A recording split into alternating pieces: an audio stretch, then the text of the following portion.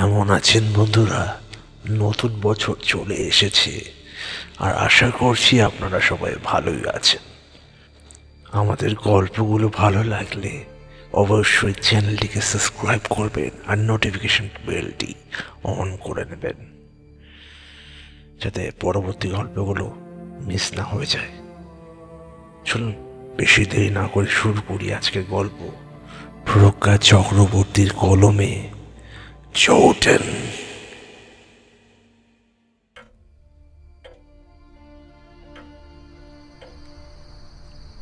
অন্ধকার একটা ঘরের মধ্যে ঘুমিয়ে আছে একটা বছর 25-এর ছেলে। তবে ধীরে ধীরে একটা শব্দ শোনা যাচ্ছে। শব্দটা কারো বিড়বিড় করার শব্দ।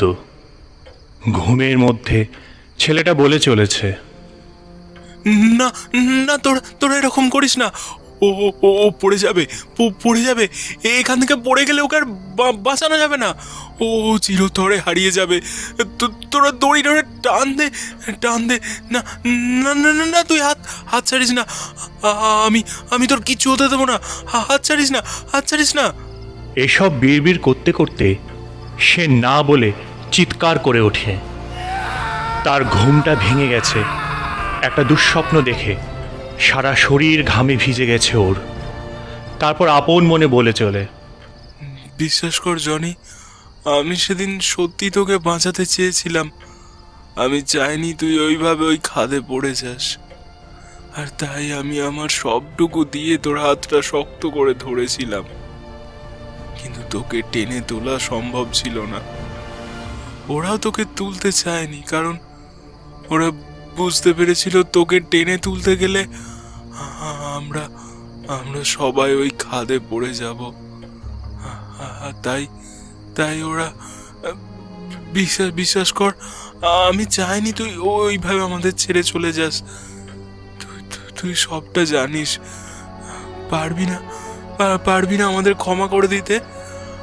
আমি যে আজও ওই দিনটার কথা ভুলতে পারিনি। এরপর ও নিজের চোখ বন্ধ করে নেয়।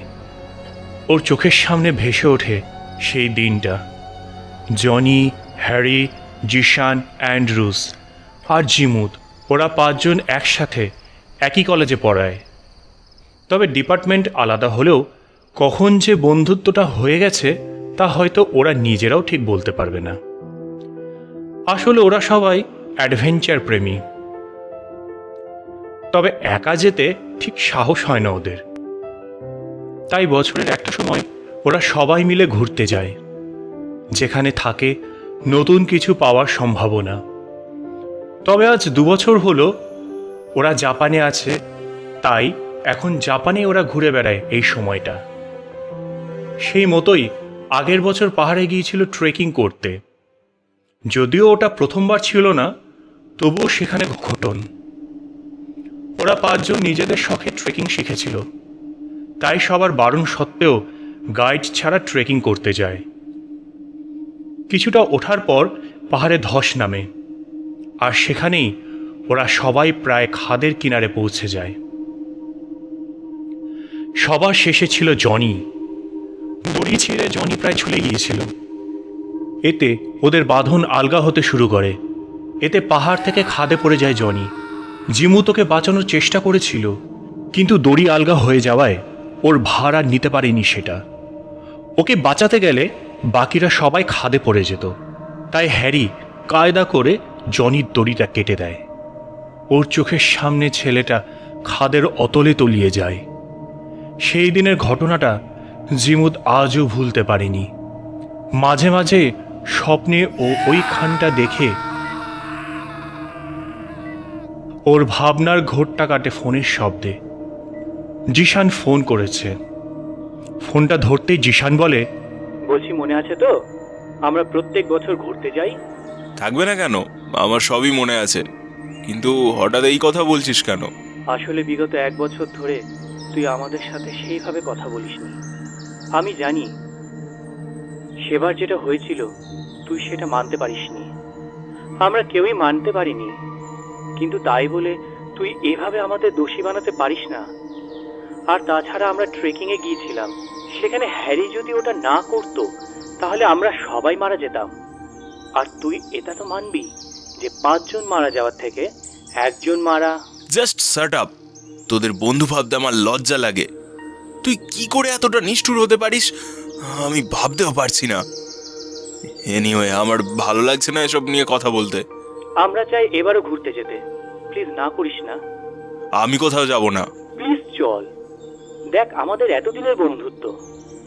মানছি আগেরবার যেটা হয়েছে ঠিক হয়নি, তাও প্লিজ। না বললাম তো। এরপর জিশান ওকে অনেকক্ষণ ধরে বোঝায়। অবশেষে ও রাজি হয়ে যায়, কারণ ও চায় সমস্ত ঘটনাটা ভুলে ভালো থাকতে, আর তার জন্য দরকার একটু স্বাদ বদল। তাই ও রাজি হয়ে যায়। বিকেলবেলা ওরা সবাই মিলে ওদের পুরনো আড্ডাখানা মানে একটা ক্লাবে মিট করে। সেখানে বসে একজন এক এক জায়গার কথা বলতে থাকে। তবে এবার ওরা খুব সতর্ক হয়ে সব কাজটা করছে, যাতে আগেরবারের মতো আর কোনো ঘটনা না ঘটে। অবশেষে ওরা ঠিক করে এবার ওরা যাবে জঙ্গলের দিকে। জিশান বলে, আচ্ছা বলছি, আমরা যেহেতু জঙ্গলের দিকে যাব, তাহলে আমরা তো আউকিগাহার জঙ্গলে যেতে পারি। আর একটা ওখানকার অন্যতম দারুণ জায়গা তো তোরা জানিস। মানে সুইসাইড ফরেস্ট? তুই কি বলছিস? তোর কোনো আইডিয়া আছে? দেখ, সব সময় না জীবন বাজি রেখে সব কাজ করতে ভালো লাগে না। মানছি আমরা সবাই অ্যাডভেঞ্চার করতে ভালোবাসি, কিন্তু তার মানে এই না যে সব সময় জীবন বাজি রাখতে হবে। জিমু, তুই এত ভয় পাচ্ছিস কেন বলতো? দেখ, একবার একটা দুর্ঘটনা ঘটে গেছে, সেটা নিয়ে আমিও কিন্তু কম অনুতপ্ত নই। তার মানে এই না যে বারবারই একই ঘটনা ঘটবে। আর আমরা এবার ঘুরতে যাচ্ছি শুধুমাত্র নিজেদের ভেতর জমে থাকা কষ্টটা দূর করার জন্য। এবারে আমাদের ঘুরতে যাওয়ার মূল উদ্দেশ্য এটাই। হ্যাঁ জিমুত, ও একদম ঠিক কথা বলেছে। তুই আর এসব নিয়ে ভাবিস না। আমি এখন ওকে স্বপ্নে দেখি, কোনোভাবেই আমি ভুলতে পারছি না ব্যাপারটা। আমিও তাই। যাই হোক, তবে ওই কথাই রইল। দেখ, জায়গাটাতে এমনি কোনো সমস্যা নেই, শুধু জঙ্গলটা এতটাই ঘন আর গভীর যে মানুষজন ওখানে পথ হারায়। তবে চিন্তার কোনো কারণ নেই, আমরা সেভাবেই সমস্ত ব্যবস্থা নিয়ে এবার যাব, যাতে আর কোনো সমস্যা না হয়। ঠিক আছে, তাহলে গোছগাছ শুরু কর। আমার আর কোনো আপত্তি নেই। আমি শুধু সবটা ভুলে একটু ভালোভাবে থাকতে চাই। এটা ঠিক যে ওকে কখনো আর পুরোপুরি ভুলতে পারবো না, তবে কেন জানি না একটা অপরাধ বোধ আমাকে সব সময় ঘিরে থাকে। আমি সেটা থেকে বেরিয়ে আসতে চাই জাস্ট। আমিও তাই চাই।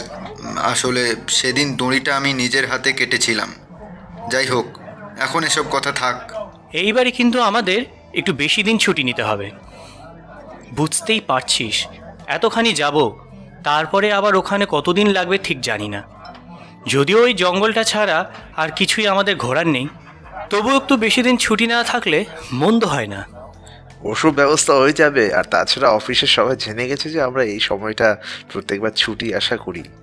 সেটা নিয়ে কোনো সমস্যা হবে না, বিশেষ কর। আর সে সময়টা তো আমাদের এখানে ছুটি থাকে। কথা মতো বছরের শেষ সপ্তাহটাই ঘোরার জন্য বেছে নেয় ওরা। সেই মতো সব গোছগাছ করতে শুরু করে ওরা। এই সময় কলেজে তো ছুটি থাকেই, আর কাজের চাপও কম থাকে বেশ। তাই ছুটি পড়ার আগেই ওরা যাওয়ার সব ব্যবস্থা করে ফেলল। দেখতে দেখতে ওদের যাওয়ার দিন চলে আসে। ওরা যেখানে থাকে সেখান থেকে আউকিগাহার মাত্র 5 কিলোমিটার। তবে জিমুতের মনে এখন একটা অস্বস্তি কাজ করছে। হ্যারি গাড়ি চালাচ্ছে আর মাঝে মাঝে লুকিং গ্লাস দিয়ে জিমুতের দিকে তাকাচ্ছে। বেশ কিছুক্ষণ ধরে ওকে দেখার পর হ্যারি বলে, তোর কি হয়েছে বলতো? আর যদি জনি থাকতো তাহলে ও এতক্ষণে আরো অনেক তথ্য জোগাড় করে ফেলতো। বল, ওই জায়গাটা নিয়ে অনেক তথ্য জোগাড় করে ফেলতো। কথাটা ঠিকই বলেছিস। আসলে জনি এত ভালোবাসতো হই হুল্লোড় করতে। সত্যি ও এত তাড়াতাড়ি না গেলেও পারতো। আমার ভালো লাগছে না, আমি একটু ঘুমিয়ে নিই। এই বলে ও গাড়ির সিটে হেলান দিয়ে ঘুমিয়ে পড়ে। দেখতে দেখতে ওরা গিয়ে পৌঁছায় আউকিগাহার জঙ্গলে। ওরা গাড়িটা এক সাইডে রেখে গাড়ি থেকে নেমে পড়ে। জঙ্গলটা দেখেই যেন কেমন একটা গা ছমছম করছে ওদের। তবুও ওরা বনের মধ্যে প্রবেশ করে। আজ যেন ওদের সবার জনির কথা খুব বেশি মনে পড়ছে। তাই ওরা ওদের যাত্রা শুরু করার আগে জনির একটা ছবি বের করে নিজেদের গাড়ির বোনেটে রাখে। তারপর চিয়ার্স বলে একটা শ্যাম্পেনের বোতল খোলে। সবাই মিলে সেটা শেষ করে। আসলে বরাবর ওরা যাত্রা শুরুতে আর যাত্রা শেষে এইভাবে সেটা উদযাপন করে। এবারও তার অন্যথা হলো না। এরপর ওরা জঙ্গলের ভিতরে প্রবেশ করে।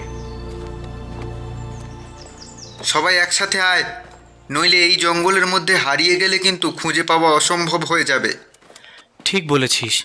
আর এই যে আমি সাথে করে এই চক এনেছি, এটা দিয়ে গাছের গায়ে দাগ দিতে দিতে যাব, যাতে পথ ভুল না হয়। এটা একটা ভালো কাজ করেছিস। তাও চল একবার চারদিকটা দেখে নি। যদিও পথ ভুল করে থাকি, দেখতে দেখতে বনের ভিতর যাওয়া যাবে। এরপর ওরা চারজন মিলে গাছে দাগ দিতে থাকে আর একটু একটু করে এগিয়ে যেতে থাকে। যত এগিয়ে যাচ্ছে বনটা যেন গভীর থেকে গভীরতর হচ্ছে। বেশ অনেকটা রাস্তা ওরা এগিয়ে যায়, তবে এখন ওরা ঠিক কোন জায়গায় আছে তা সেইভাবে ওরা বুঝতে পারে না। তবুও সামনের দিকে সোজা পথ ধরে ওরা হাঁটতে থাকে।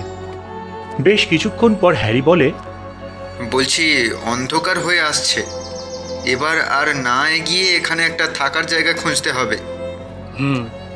ঠিক বলেছিস, দেখি কোথায় থাকা যায়। অন্ধকার হয়ে আসছে দেখে ওরা আর না এগিয়ে ওইখানেই নিজেদের তাঁবু ফেলে। রাতের বেলা ওরা সবাই ঘুমিয়ে পড়ে। সারাদিনের ক্লান্তিতে কখন যে ওরা ঘুমিয়ে পড়েছে তা ওরা নিজেরাও জানে না। হঠাৎ জিশানের ঘুম ভেঙে যায় একটা শব্দে। ও উঠে বসে শব্দটা কোথা থেকে আসছে খুঁজতে গিয়ে দেখে শব্দটা আর হচ্ছে না। ও মনে মনে বলে, শব্দটা কিসের হচ্ছিল আর হঠাৎ করে থেমে গেল কেন? একবার কি গিয়ে দেখবো? না থাক, দরকার নেই, মনে হয় ভুল শুনেছি।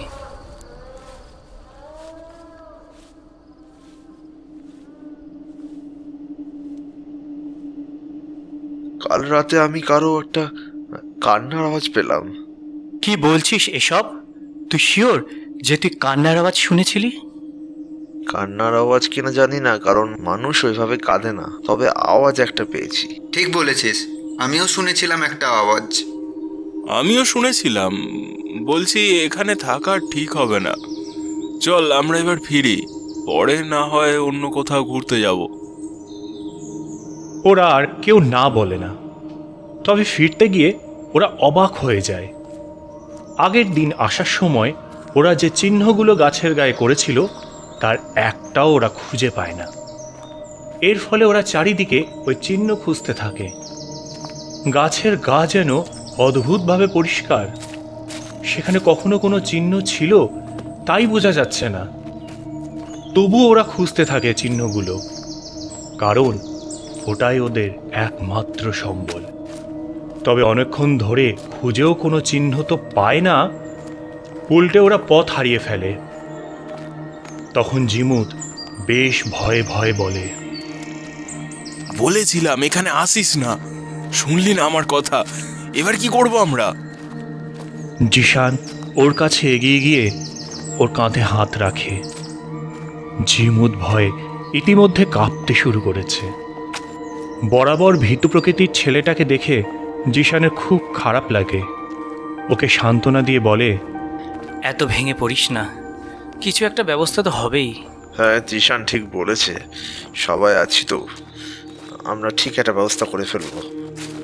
এরপর ওরা ধীরে ধীরে এগোতে থাকে সোজা একটা পথ ধরে। তবে জঙ্গলের যেন কোনো শেষ নেই। হাঁটতে হাঁটতে একসময় ওরা ক্লান্ত হয়ে যায়। ফলে একটা গাছের তলায় বসে পড়ে বিশ্রাম নেওয়ার জন্য। হ্যারি আর জিসান তখন এদিক ওদিক খুঁজে যাচ্ছিল, যদি কিছু পাওয়া যায়, কারণ জায়গাটাতে আসার পর থেকে ওদের সবার একটা অদ্ভুত অনুভূতি হচ্ছিল। তবে অনেক খোঁজাখুঁজির পরেও ওরা কিচ্ছু পায় না। তাই বাধ্য হয়ে এক জায়গাতে বসে পড়ে। ওদের দেখে ঝিমুত কিছু বলতেই যাচ্ছিল, সেই সময় ওর কানে আসে বেশ কিছু মানুষের শব্দ। ও কান খাড়া করে শুনতে থাকে। তারপর হঠাৎ ও উঠে দাঁড়ায় আর বলে, ওই তো মানুষজনের কথার শব্দ শোনা যাচ্ছে। তার মানে আমরা পথ হারাইনি। কোথায় মানুষের কথা বলার শব্দ? কি বলছিস তুই? যেখানে একটা পাখির ডাক শোনা যাচ্ছে না, সেখানে কি মানুষের কথা বলার শব্দ? কোথা থেকে শুনতে পাচ্ছিস? আর আমার তো মনে হয় না যে এই গোটা জঙ্গলে আমরা 4 জন ছাড়া আর কেউ আছে বলে। তোর কোথাও ভুল হচ্ছে। তুই ক্লান্ত বলে তোর এরকম মনে হচ্ছে। তুই একটু চুপ করে বিশ্রাম নে, দেখবি সব ঠিক হয়ে যাবে। আমার কথাটা বিশ্বাস কর, আমি ঠিক শুনেছি। তোরা হয়তো খেয়াল করিসনি। ঠিক আছে, কোনো ব্যাপার না। তোরা আমার পেছন পেছন আয় না, তাহলেই তো বোঝা যাবে যে আমি ঠিক শুনেছি না ভুল শুনেছি। আর তাছাড়াও এখানে বসে থেকে তো কোনো লাভ নেই।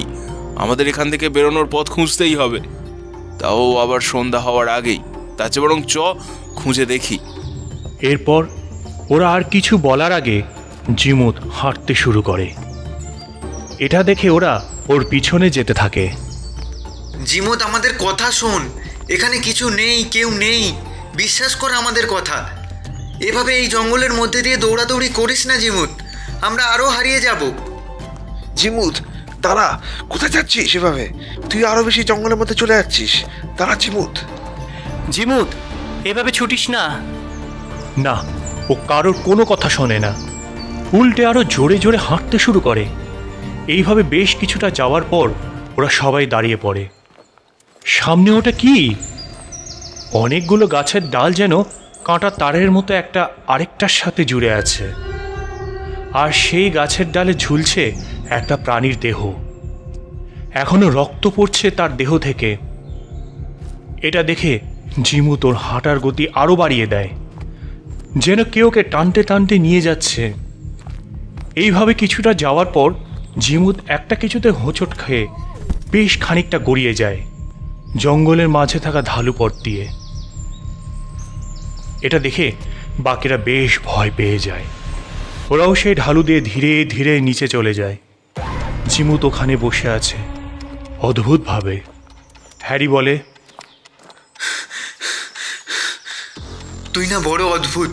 এভাবে কেউ জঙ্গলের মধ্য দিয়ে হাঁটে? এখন কি হবে বলতো? হ্যারি, এখন এসব কথা থাক। আমার মনে হয় ওর পায়ে লেগেছে, আগে সেটা দেখা দরকার। এরপর ওরা ঝিমুতের হাতে পায়ে কোথায় লেগেছে দেখছিল। হঠাৎ একটা খ্যাসখ্যাসে গলা শুনতে পেল ওরা। এই তোরা কারা? এখান থেকে চলে যা, যা বলছি। এখানে এখানে শয়তান থাকে। ওনার কথাগুলো ঝিমুত কেমন যেন সম্মোহিতের মতো শুনতে থাকে। বৃদ্ধ চুপ করার পর ওর কানে খালি একটা শব্দ ভাসতে থাকে, শয়তান। এই শয়তান শব্দটা যেন ওকে বারবার আকর্ষণ করছে। ঝিমুত হঠাৎ বলে ওঠে, শয়তান থাকে? কোথায় থাকেন তিনি? আমি তাকে দেখতে চাই। আচ্ছা, সে কেমন দেখতে? ভালো কথা বলছি, ফিরে যা। কেন বলুন তো? আর আপনি কি বলছেন কিছুই তো বুঝতে পারছি না।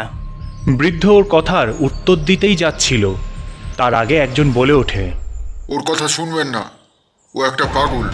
ওনার কথা শুনে হ্যারি বলে, এখানে কিভাবে এলেন? আসলে আমরা পথ হারিয়েছি, তার উপর আমাদের বন্ধু পড়ে গিয়ে চোট পেয়েছে। আপনারাও ওনাকে নিয়ে আমাদের সাথে আসুন। ওই সামনেই আমাদের ছোট গ্রাম আউকিনা।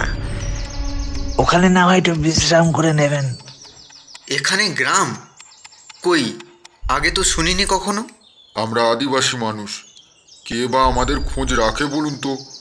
যাই হোক, চলুন এখন আমার সাথে। এরপর ওরা ওই লোকটার সাথে যায়। যদিও সেটাকে ঠিক গ্রাম বলা চলে না, এই 8-10টা ঘর নিয়ে তৈরি জায়গাটা। ওরা ঝিমুতকে নিয়ে একটা ঘরে বসায়। ওর যদিও তেমন চোট লাগেনি, তাও বিশ্রাম খুব দরকার। জিশান বলে, তোরা কেউ জানতিস না যে এখানে এরকম একটা গ্রাম আছে? আমি তো এই প্রথমবার শুনলাম। কেমন যেন সব ব্যাপারটি অদ্ভুত লাগছে আমার। সেটাই তো আমিও ভাবছি।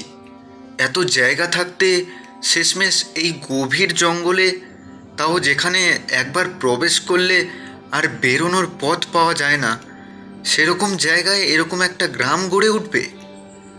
ব্যাপারটা সত্যি আমার কাছেও বেশ অন্যরকম লাগছে। আচ্ছা একটা কথা বল, তখন যে লোকটা আমাদের সামনে এসে আমাদেরকে শয়তানের কথা বলছিল, তোদের কি সত্যি মনে হয় লোকটা পাগল? মানে আমার কিন্তু ওর কথাবার্তা শুনে মনে হলো না ও যে পাগল, বরং যে লোকটা আমাদের এখানে নিয়ে এলো তার কথা শুনে মনে হলো যে আমাদের থেকে কিছু একটা লুকোনো হচ্ছে। আমার মনে হয় আমাদের একবার বেরিয়ে গিয়ে লোকটাকে খোঁজা উচিত। দরকার হলে জিসান জিমুতের কাছে থাকুক, আমি আর তুই গিয়ে একবার লোকটাকে খুঁজে আসি। লোকটাকে পাওয়া গেলে সব প্রশ্নের উত্তর আমরা সহজেই পেয়ে যাব। কথাটা কেউ মন্দ বলিসনি জিসান, তোর কি কোনো আপত্তি আছে? না, তোরা যা, আমি এখানেই আছি, চিন্তা নেই। আর হ্যাঁ, পারলে লোকটার থেকে একটু এখান থেকে বেরোনোর পথটাও জেনে নিস। একবার বেরোনোর পথ পেয়ে গেলে আমাদের আর কেউ আটকাতে পারবে না। এরপর ওরা দুজন ওখান থেকে বেরিয়ে পড়ে। তবে ওরা যখন ওখান থেকে বেরোয়, তখন যে লোকটা ওদের নিয়ে এসেছিল সে ওদের জিজ্ঞেস করে ওরা কোথায় যাচ্ছে। তবে ওরা সেভাবে কোনো উত্তর দেয় না, কারণ ওদের মনে লোকটাকে যতবার দেখছে একটা অদ্ভুত রকমের সন্দেহ দানা বাঁধে। ওরা কোনো কথা না বলে চুপচাপ ওখান থেকে চলে যায়। এরপর ওরা যেদিক দিয়ে এসেছিল সেই দিকে গিয়ে লোকটাকে খুঁজতে থাকে। তবে লোকটাকে ওরা পায় না, তাই জন্য ওরা জঙ্গলে আরেকটু ভেতরের দিকে চলে যায়। তবে চারিদিকে খুঁজেও যখন তাকে পায় না, তখন হ্যারি বলে, আমাদের এবার ফেরা উচিত, নয়তো আবার হারিয়ে যাব। ঠিক বলেছিস, চল তাহলে।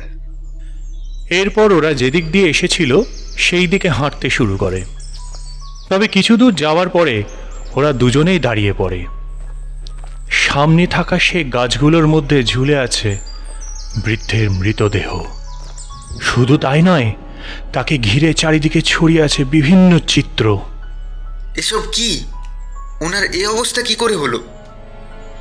তা জানি না, তবে আমাদের এখানে থাকা উচিত নয়। আর চল ফিরে যাই, তারপর ওই জঙ্গল থেকে বেরোতেই হবে। ঠিক বলেছিস, চল তাড়াতাড়ি। এরপর ওরা ছুটতে ছুটতে জিসান আর জিমুতের কাছে যায়। সেখানে গিয়ে ওরা ওদের সবটা খুলে বলে।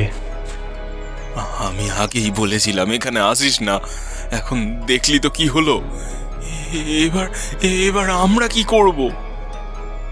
এখন এসব নিয়ে ভেবে কোনো লাভ হবে না, বরং এখন চিন্তা কর যে এখান থেকে আমরা কিভাবে বেরোবো। যে করেই হোক আমাদের ওদের চোখ এড়িয়ে এখান থেকে বেরোতেই হবে, আর খুব সাবধানে বেরোতে হবে যাতে ওরা কেউ কিছু বুঝতে না পারে, কারণ আমার মনে হচ্ছে ওরা আমাদের ওপর নজর রাখছে। আমার মনে হয় না আমরা এখান থেকে সহজে বেরোতে পারবো।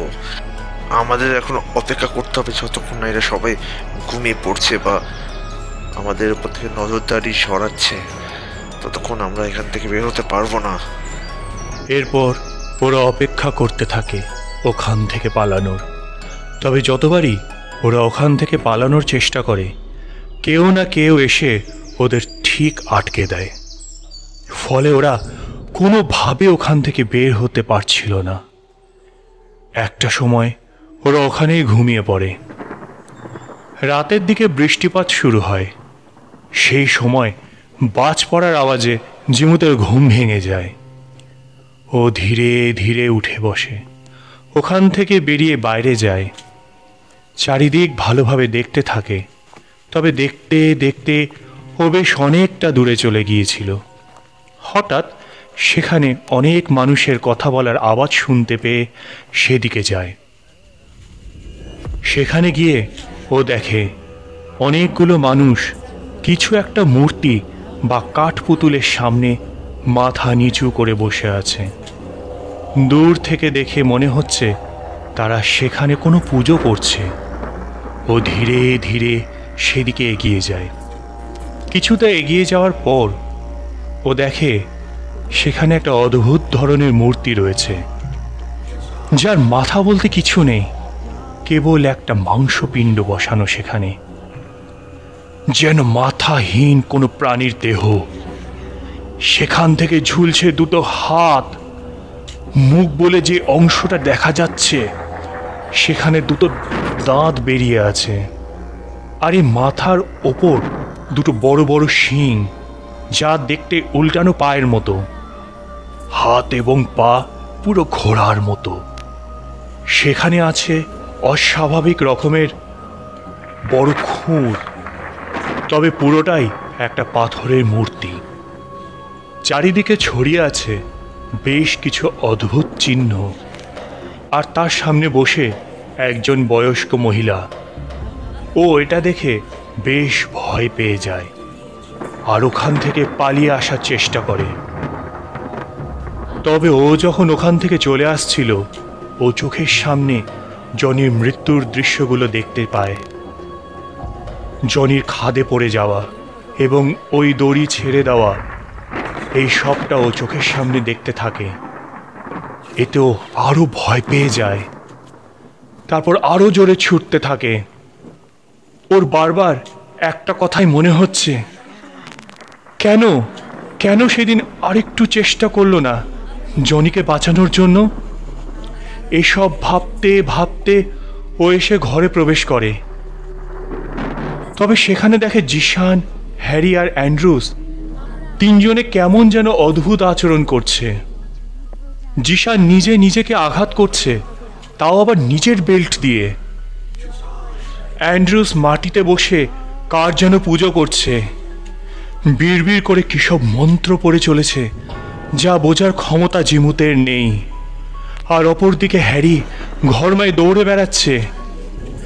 এসব দেখে ও আরো ভয় পেয়ে যায়। ওদের কাছে গিয়ে ডাকতে থাকে ওদের, তবে সেভাবে কোনো লাভ হয় না। হঠাৎ হ্যারি চিৎকার করতে থাকে, না, আমি কাউকে মারিনি, আমার কথা বিশ্বাস করো, আমি তোমাকে প্রমাণ করে দেব আমি খুনি নই। এই বলে ও নিজের মাথা নিজেই দেওয়ালে ঠুকতে থাকে। জিমুত হ্যারিকে আটকানোর চেষ্টা করেও ব্যর্থ হয়, তাই ও জিশান আর অ্যান্ড্রুসকে আটকানোর চেষ্টা করে। কিন্তু সবাই যেন একটা ঘোরের মধ্যে আছে। এরপর একটা জয়ধ্বনি শুনতে পায় বাইরে থেকে। কারা যেন বলছে, আমাদের পুজো গ্রহণ করো, আমাদের প্রার্থনা শুনো, আর আমাদের দীর্ঘজীবন দান করো। আমরা যে আপনার অনুগামী, আমরা আপনার প্রচার করব,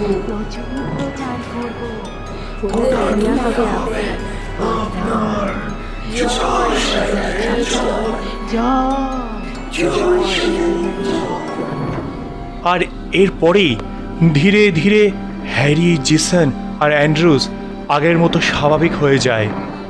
তবে ওদের দেখেই বোঝা যাচ্ছে ওরা বেশ ক্লান্ত, যেন কোনো ঝড় বয়ে গেছে। হ্যারি বলে, আমি কোথায়? আমার কি হয়েছিল? কিছু হয়নি, এখন চল, আমাদের এখান থেকে বেরোতে হবে। সে না হয় বেরোবো, কিন্তু আমাদের হয়েছিল কি? হ্যারির মাথা ফাটা, ওর হাতে এরকম কাটা দাগ, এখানে কি হয়েছিল? এখন এত কিছু বলার সময় নেই, আগে আমাদের এখান থেকে বেরোতে হবে। আমরা খুব বাজেভাবে এখানে ফেঁসে গেছি। জিমুতের কথা শোনার পর ওরা কিছু না বলে ধীরে ধীরে উঠে দাঁড়ায়। তারপর ওখান থেকে বেরিয়ে আবার পথ খুঁজতে শুরু করে। আর খুঁজতে খুঁজতে ওরা আবার সেই জায়গাতে পৌঁছে যায় যেখানে সেই প্রাণীর দেহটা ঝুলে থাকতে দেখেছিল। তবে এবার জিমু তার সেই দিকে না গিয়ে বরং উল্টো দিকে দৌড়াতে শুরু করে। ওর দেখা দেখি বাকিরাও দৌড়াতে শুরু করে। আর সেই সময় হঠাৎ করে একটা মেয়ে ওদের সামনে চলে আসে। প্রথমে ওরা মেয়েটাকে দেখে বেশ ভয় পেয়ে যায়। জিমুত বলে ওঠে, আমাদের যেতে দাও, আমরা আমরা কিচ্ছু করিনি, দয়া করে আমাদের এখান থেকে যেতে দাও। আমরা কথা দিচ্ছি, আমরা আর আর কখনো এখানে আসবো না, আর কখনো না। মেয়েটা একটা বাঁকা হাসি দিয়ে বলে, এত সহজে আপনারা এখান থেকে বের হতে পারবেন না। তার থেকে আমি যা বলছি তা মন দিয়ে শুনুন। আপনি কি বলতে চাইছেন? বেরোতে পারবো না কেন? এখন ওসব কথা থাক, তার থেকে বরং আপনি আমাদের এটা বলুন যে আমরা কিভাবে এখান থেকে বেরোতে পারবো। তার আগে আপনারা আমার সাথে তাঁবুতে চলুন, ওখানে গিয়ে সব কথা হবে। বেশ, তাই চলুন। এরপর ওরা আর কোনো কথা না বলে মেয়েটার পিছু পিছু গিয়ে যে ঘরে ওরা ছিল সেই ঘরে প্রবেশ করে। মেয়েটা চারপাশটা একবার ভালো করে দেখে নিয়ে বলতে শুরু করে, আজ প্রায় কত বছর হলো জানি না, এই জঙ্গলের মধ্যে আমরা বাস করি। এই জঙ্গলই আমাদের সব। আজ থেকে বহু বছর আগে এই জঙ্গলে যখন আমরা বাস করা শুরু করি, তখন সত্যি কথা বলতে এখানে তেমন কিছুই ছিল না। আমাদের অসুখ বিসুখ হলেও কেউ দেখার ছিল না, তেমন আমাদের মুখে দুবেলা দুমুঠো খাবার জোগান দেওয়ারও কেউ ছিল না। এদিকে জঙ্গল থেকে বেরিয়ে লোকালয়ে গিয়ে থাকার অবস্থাও ছিল না আমাদের।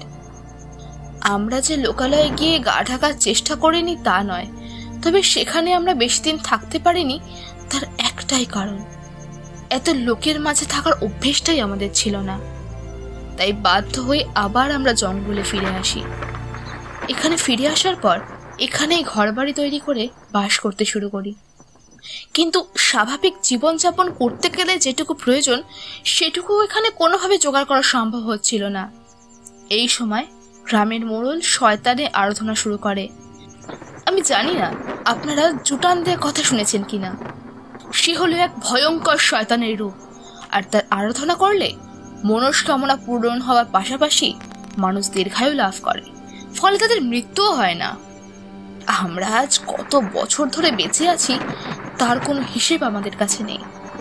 তবে একটা সময় পর বয়সের ভারে আমরা অথর্ব হয়ে যাই, আর সেই সময় দলের বাকিরা খুঁজে নেয় কিছু যুবক যুবতীদের, যাদের মধ্যে একজনকে শয়তান নিজে বেছে নেয় তার পুজো করবার জন্য, আর বাকিদেরকে বলি দেওয়া হয় শয়তানের উদ্দেশ্যে। এই নিয়মই চলে আসছে এখানে বহুকাল ধরে। এখানে যখনই কোনো মানুষ ঘুরতে আসে, এখানকার লোকেরা খবর পেয়ে শয়তানের মাধ্যমে তাদের গ্রামে টেনে আনে, আর তারপর শয়তানের বেছে দেওয়া লোকটাকে ছেড়ে দেওয়া হয় আর বাকিদের বলি। এতটা বলে মেয়েটা চুপ করলে জিমুত বলে, শয়তান কাকে বেছে নিয়েছে সেটা কিভাবে বোঝা যায়? আর সে কাউকে কিভাবে বেছে নেয়? শয়তান যাকে বেছে নেয় তার বুকের চারটি ছিদ্র ঠিক বরফির আকারে ফুটে ওঠে, আর শয়তান সেই মানুষটিকেই বেছে নেয় যে মানুষটা কোনো না কোনো কিছু নিয়ে অপরাধবোধে ভুগছে, যার ভিতরে অনেক কষ্ট জমা হয়ে আছে। শয়তান তাকে নিজের উপাসনা করতে বাধ্য করে।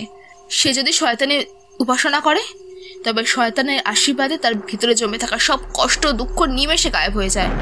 শুধু তাই নয়, তার জীবনে আর কোনো দুঃখ যন্ত্রণার জায়গা থাকে না। আর সে যদি উপাসনা করতে রাজি না হয়, তবে শয়তানের কাছে তাকেও বলি দেওয়া হয়। আমরা কি এখান থেকে কোনোভাবে বেরোতে পারবো না? আমরা কথা দিচ্ছি, আমরা যদি এখান থেকে বেরোতে পারি তাহলে তোমাকেও সাথে নিয়ে যাবো, আর তুমি ওই জীবন থেকে মুক্তি পাবে, একটা নতুন জীবন শুরু করতে পারবে। সেই দায়িত্ব আমাদের। তা যে কোনোভাবেই সম্ভব নয়। যদি তোমরা এই গ্রামে আসার আগে ওই বৃদ্ধ মানুষটার কথা শুনতে, তাহলে তোমাদেরকে আজ এই দিনটা দেখতে হতো না। তুমি কি করে জানলে এই কথা? তুমি কি চেনো তাকে? আসলে ওই লোকটা আমার বাবা। একটা সময় আমার বাবার শয়তানের একনিষ্ঠ ভক্ত ছিল বলে আজও জীবিত রয়েছে। তবে গ্রামের লোকেরা তাকে আর এখানে থাকতে দেয় না। এই গ্রামের একদম শেষ প্রান্ত, মানে যেখান দিয়ে তোমরা এই গ্রামে প্রবেশ করলে সেখানেই সে থাকে। এদিকে কেউ আসতে দেখলেই তাকে সাবধান করে, কিন্তু দুঃখের বিষয় তার সাবধান কেউ মানেই না। মেয়েটা আরো কিছু বলতে যাচ্ছিল, তার আগেই জিমুত চিৎকার করে ওঠে, এ কি হলো আপনার? এভাবে চিৎকার করছেন কেন? ওই মহিলাটা ও এখানে কেন আসছে? কেউ? জিমুতের কথা শুনে সবাই জানলা দিয়ে বাইরের দিকে তাকায়। এরপর মেয়েটা বলে ওঠে, উনি শয়তানের বর্তমান পূজারী, আপনাদের নিতে এসেছে। আমি এখন আসি, জানি না আপনাদের সাথে এরপর কি হবে, এমনকি আমার সাথে কি হবে তাই জানি না। মানে কি বলতে চাইছেন আপনি? আমি আপনাদের সমস্ত ঘটনা বলেছি, অর্থাৎ আমি শয়তানের বিরুদ্ধাচরণ করেছি, আর এর শাস্তি হলো মৃত্যুদণ্ড। আপনি সব জেনেও এত বড় ঝুঁকি কেন নিলেন? আসলে আমি চাই না যে আপনারাও শয়তানের বিরুদ্ধে গিয়ে মৃত্যুদণ্ড পান।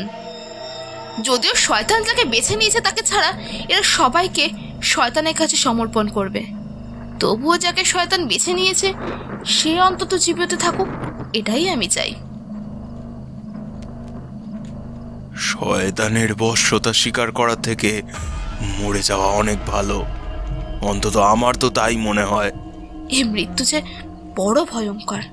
সে হোক, তা আমরা বুঝে নেব, আপনাকে এত ভাবতে হবে না মিস। আমার নাম জিমি, আপনারা আমার কথাটা শুনুন একটু। এরপর জিমি আর কিছু না বলে ওখান থেকে চলে যায়। জিমি চলে যাওয়ার কিছুক্ষণের মধ্যেই বেশ কিছু গ্রামবাসী এসে ওদের ঘিরে ধরে তারপর সবাইকে এক প্রকার জোর করে টানতে টানতে বাইরে নিয়ে যায়। এরপর ওরা লক্ষ্য করে সেই বরফির মতো চিহ্নটা জিমুতের বুকে আছে, তাই ওরা জিমুতকে ছেড়ে দিয়ে হ্যারি, জিসান আর অ্যান্ড্রুসকে টানতে টানতে নিয়ে যায়।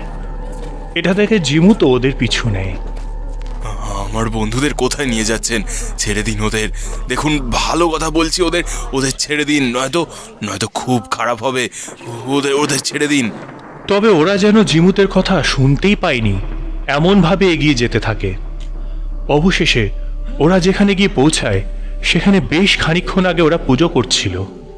তারপর হ্যারি, জিসান আর অ্যান্ড্রুসকে ওরা নির্মমভাবে মারতে থাকে। জিমুত চেষ্টা করেও ওদের আটকাতে পারে না, আর তার সাথে ওরা বিড়বিড় করে কী সব বলতে থাকে। এমন সময় প্রবল ঝড় ওঠে, সবাই তাই ওইখানেই বসে পড়ে। এই সুযোগে ওরা ওখান থেকে পালানোর চেষ্টা করে, কিন্তু কোনো লাভ হয় না। ওরা সামনে যেতেই দেখতে পায় এক ভয়ঙ্কর জীবকে, যার উচ্চতা প্রায় 8 ফুট। দু পায়ে দাঁড়িয়ে থাকলেও পিঠটা ঝুঁকে আছে সামনের দিকে। মুখটা দেখলে মনে হবে যেন কোনো প্রাণীর দেহ কেউ সেখানে বসিয়ে দিয়েছে। সামনে বড় বড় দাঁত, মাথার দুটো শিং, আর সামনের পা দুটো অস্বাভাবিক বড়। জন্তুটার গর্জনে চারিদিক যেন কেঁপে উঠেছে। তবে কিছুক্ষণ পর সে কোথায় যেন অদৃশ্য হয়ে যায়। সে চলে যেতেই লোকগুলো ওদের ভালো করে দেখতে থাকে, তবে জিমুত ছাড়া বাকেটের খুঁটির সাথে বেঁধে রাখে। জিমুতকে একটুখানি জল দেয় আর ওদের সাথে যেতে বলে। সেই সময় জিসান বলে, আমাদের আর কখনো দেখা হবে না, ওরা আমাদের কাউকে বাঁচতে দেবে না। তুই এসব কি বলছিস? এরকম কিছুই হবে না। ও একদম ঠিকই বলছে, আমি কাল রাতে এটাই স্বপ্ন দেখেছি। আমিও দেখেছি যে কতগুলো লোক আমাদের ধরে শুলে বিদ্ধ করছে, ঠিক যেমনভাবে ওই দেহটা দেখেছিলাম। না, এরকম কিছু হতে পারে না। এরপর ওই লোকগুলো ওদের দিকে এগিয়ে যায়। ওরা নিজেদের পরিবারকে চোখের সামনে দেখতে পাচ্ছিল, কারণ এটাই শয়তানের মায়াজাল। আর সেই পরিবারের মানুষগুলোই যেন ওদের উপর আক্রমণ করে বসে। চোখের পলকে গ্রামবাসীরা ওদের শরীরে লোহার ফলা গেঁথে দেয়। যন্ত্রণায় আর্তনাদ করে ওঠে ওরা। এমনিতেই কদিন ধরে ঠিক মতো খাওয়া, ঘুম কোনোটাই হয়নি। শরীর এমনিতেই দুর্বল, তার উপর লোহার ফলা শরীরে প্রবেশ করতেই ওরা তিনজনে মৃত্যুর কোলে ঢলে পড়ে। ওরা মারা যাওয়ার সাথে সাথেই লোকগুলো আনন্দে চিৎকার করতে থাকে, শয়তান তার বলি নিয়েছে। তারপর ওদের দেহগুলো টানতে টানতে নিয়ে যায় ওরা। তারপর একটা জায়গায় গিয়ে ওদের থাকা গাছে ঝুলিয়ে দেয় দেহগুলো। জিমুত লক্ষ্য করে ওখানে আরো অনেক দেহ ওইভাবে ঝুলে আছে, তাদের চারপাশে অদ্ভুত সব চিহ্ন ঝোলানো। শুধু তাই নয়, জিমের দেহটাও ওখানে ওইভাবে ঝুলছে। তার চোখ কে যেন খুবলে তুলে নিয়েছে। জিমুত আর এসব দেখতে পারছিল না, তাই ও নিজের চোখ বন্ধ করে নেয়। সেই সময় এক বৃদ্ধা মহিলা এসে ওর সামনে দাঁড়ায়, তারপর বলে, শয়তান তোমাকে নির্বাচন করেছে তার পুজো করার জন্য, তাই আজ থেকে তুমি শয়তানের দাস। আর এরপর থেকে শয়তানের দাস হয়ে তুমি আমাদের সঙ্গে এই জঙ্গলের মধ্যেই থাকবে। তোমার আর কোথাও যাওয়া হবে না। আমি কিছুতেই এই বশ্যতা স্বীকার করব না, আমি এসব মানি না। তোমার কাছে আর কোনো উপায় নেই, তাই ভালো কথা বলছি, শয়তানের বশ্যতা স্বীকার করে নাও। না না, কখনো না। তাহলে তোমার অবস্থা তোমার ওই বন্ধুদের মতো হবে। এবার দেখো, ভেবে দেখো তুমি কি করবে। এরপর বৃদ্ধার কথা মতো ওরা জিমুতকে ওখানে একটা খুঁটিতে বেঁধে রাখে। জিমুত অনেক চেষ্টা করেও নিজেকে মুক্ত করতে পারে না। কিছু সময় পর ওই লোকগুলো এসে ওকে টানতে টানতে নিয়ে যায়। সেখানে গিয়ে ও আবার সেই বৃদ্ধা মহিলার মুখোমুখি হয়, তবে এবার ও আর কিছু বলে না। ওরা ওকে নিয়ে গিয়ে একটা মূর্তির সামনে দাঁড় করায়। এটাই হলো শয়তানের মূর্তি। একটা ক্রসের সামনে উঁচু বেদিতে বসে আছে সে। হাত পা গুলো হিংস্র কুমিরের মতো, বিভৎস একটা মুখ যার চোখগুলো জলজল করছে। ওরা যখন সবাই ওখানে ব্যস্ত, তখন জিমুত হঠাৎ করে দৌড়াতে শুরু করে, তবে লোকগুলোর পিছু নেয়। ও প্রাণ ভয়ে একটা ঘরে ঢুকে পড়ে। সেখানেও লক্ষ্য করে বেশ কিছু বৃদ্ধ মানুষ, যাদের বয়স 100-রও বেশি। তাদের ওই রকম অদ্ভুত চেহারা দেখে ও প্রচণ্ড ভয় পেয়ে যায়, তাই ওখান থেকে বেরোনোর চেষ্টা করতে থাকে। কিন্তু ততক্ষণে অনেক দেরি হয়ে গেছে। লোকগুলোকে ঘিরে ধরে চারপাশ থেকে। শয়তান যখন তোকে বেছে নিয়েছে, এত সহজে তোর মুক্তি নেই। বশ্যতা স্বীকার করে নে। জীবনের সব কষ্ট চলে যাবে, আমাদের কথা শোন। না, কখনোই নয়, আমি শয়তানের বশ হব না। এই বলে ও ওর সামনে থাকা লোকটার উপর ঝাঁপিয়ে পড়ে। ওর এই হঠাৎ আক্রমণে লোকটা নিজেকে সামলাতে না পেয়ে পড়ে যায়। জিমুত ওর হাত থেকে মশালটা কেড়ে নিয়ে আগুন লাগিয়ে দেয় ওই ঘরে। চারপাশে দাবানলের মতো আগুন ছড়িয়ে পড়ে। সেখানে থাকা বয়স্ক লোকগুলো আর্তনাদ করে ওঠে। বাকিরা নিজেদের প্রাণ বাঁচানোর জন্য ওখান থেকে পালিয়ে যায়। জিমুত সেই সুযোগে একটা মশাল তুলে নিয়ে ছুটতে শুরু করে জঙ্গলের দিকে। এখন যদি সে বেরোতে না পারে, তাহলে সে আর বেরোতে পারবে না। এক সময় সে ওই গ্রাম থেকে বেরিয়ে আসে। এবার আমাকে আর কেউ ধরতে পারবে না। আমি বেঁচে গেছি, আমি বেঁচে গেছি, আমি বেঁচে গেছি। কথাটা বেশ আনন্দের সাথে বলে সে নিজের মতো হাঁটতে শুরু করে। কিন্তু তখনই পিছন থেকে একটা পাশবিক গর্জন শুনে ও থেমে যায়। পিছন ঘুরে দেখে সেই জন্তুটা ওর পিছু নিয়েছে। তারই গর্জনে চারিদিক যেন কেঁপে উঠেছে। ও আর কিছু না ভেবে হাতে থাকা মশালটা জন্তুটার দিকে ছুঁড়ে দিয়ে পাগলের মতো ছুটতে শুরু করে। বেশ খানিকটা দৌড়ানোর পর একটা কিছুতে হোঁচট খেয়েও পড়ে যায়। হাতে পায়ে ব্যথা পেলেও ও কোনো রকমে উঠে আবার ছুটতে শুরু করে। এখন থামলে চলবে না। জন্তুটা যদি ওকে হাতের কাছে পায়, তাহলে ওর আর নিস্তার নেই। সেই ভেবে ও পাগলের মতো ছুটতে শুরু করে। কিন্তু ওই দানবীয় জন্তুটার হাত থেকে বাঁচা কি এত সহজ? তবুও ও ছুটতে থাকে। অবশেষে ও জঙ্গল থেকে বাইরে বেরিয়ে আসে। জঙ্গল থেকে বেরিয়ে ও রাস্তার ওপরে সে দাঁড়ায়। ও যখন মনে পড়েছিল যে ও বেঁচে গেছে, সেটাই ওর জীবনের শেষ সময় হয়ে যায়। একটা গাড়ি এসে ওকে ধাক্কা দিয়ে চলে যায়। রাস্তার ওপর নিথর দেহটা রক্তাক্ত অবস্থায় পড়ে থাকে।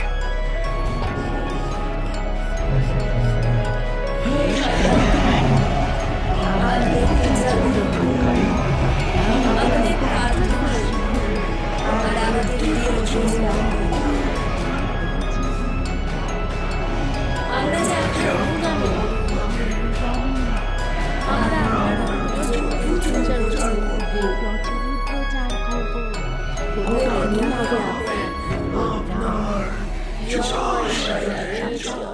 জয়